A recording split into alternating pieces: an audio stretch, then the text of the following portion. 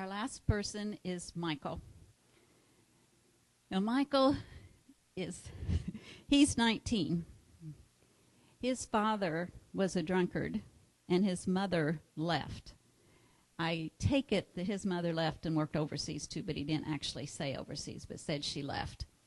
So he was raised by a cousin who was working in the church, and his cousin had him learn how to play the piano, and he helped with the church during his growing up years before he came to college. And he came to college in 2007 and walked in and said to me, "Mom Janet," and that's what they call me. They call me Mom Janet, although it's written ma'am, but they pronounce it Mom. He says, "Mom Janet, I want to enroll in the Bachelor of Early Childhood Education as a deaconess." I go, Michael, deaconesses are women. He said, "Yeah, I know." I go, "Michael, but they're women." He said, "I know they're women." He said, "But I want to work in the church. But I don't want to be a pastor. I want to play the piano. I want to teach young people, and I want to work in the church." I said, "But I don't know if they'll let you do this." He said, "Mom Beth said I could." I said, "Okay."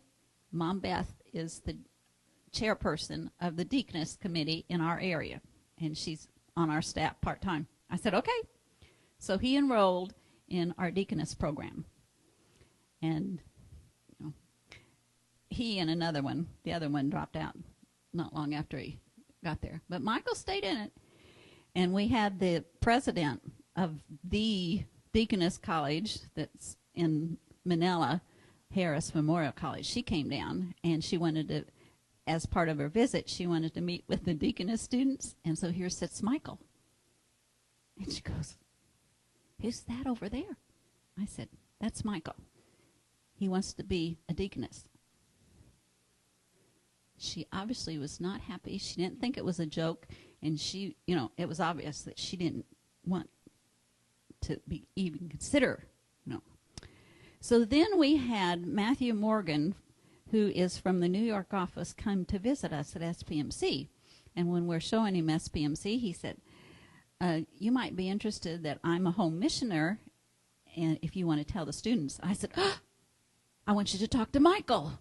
I said, "Michael can be a home missioner," because a home missioner is the male counterpart of a deaconess. So Matthew Morgan talked to Michael, and Michael was much happier. And I talked to Bishop Soriano, and I said, "Will you commission Michael to be a home missioner after he graduates from college?" Because I said, in the Filipino setting, the counterpart of a deaconess, a home missioner, would be the same as a deaconess, which would be the music director and teach the young people, and that's what he's been trained to do. And so Bishop Soriano said he would do some research, but he saw no reason why he wouldn't. So Michael will be commissioned as our first home missioner next year when he graduates from college.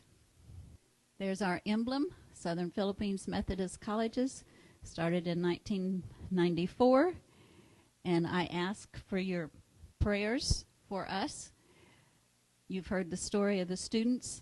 They all have similar stories. They've had trials before they come. They have trials when they are there. They need to be surrounded with our prayers. Our faculty and staff need your prayers. One of the problems is that we have very few paying students. Most of them are on scholarship. If we could get more, we are not financially stable. We have 107 students last semester and this semester, and I was so excited because we got over 100. And it makes for a lovely, family-oriented setting. Everybody knows everybody else. But with 107 students, that does not pay for the staff that we have to have. The staff is barely getting above minimum wage. Beginning teacher gets just a little bit over minimum wage. That's really not fair to our college professors, but that's what we get. So that if we had a larger enrollment, then we would be more financially stable and could pay our teachers more To have a larger enrollment, if we could offer new courses, that would pull in more. People keep saying if you would offer bachelor secondary education, you would get more. The government has to approve that. They will not approve any more new courses for us until we get a licensed librarian. So that's the urgent prayer request right now, that we get a licensed librarian. I've been told, and I'm finding out, a licensed librarian is a rare breed in Mindanao. There are not that many. You have to take a 2-day test, an exam, which is extremely difficult. And then once you get it, then there are many places that want you, and we cannot compete with some of the other colleges as far as salary-wise. And our current librarian got her degree too many years ago and doesn't even qualify to take the test unless she would go back and get her master's degree. So we're kind of in a bind. The government gave us approval for the Bachelor of Secondary Education once we get the licensed librarian. And as we look at offering new courses and having more students, we need more classroom space. Our classrooms are basically full. When the classroom, we built, the theology built an outdoor classroom that just has a roof on it, no sides. So if all the classrooms are full, then I schedule classes in that.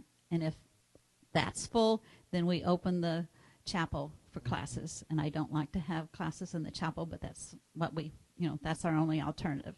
So we are now, the board has approved a building. We're laying the groundwork, and I would appreciate prayers for guidance for us as we start to attempt this, and prayers for me as I lead. So I thank you for listening, and remember us in prayer. Prayers are what uphold us, and thank you for your attention.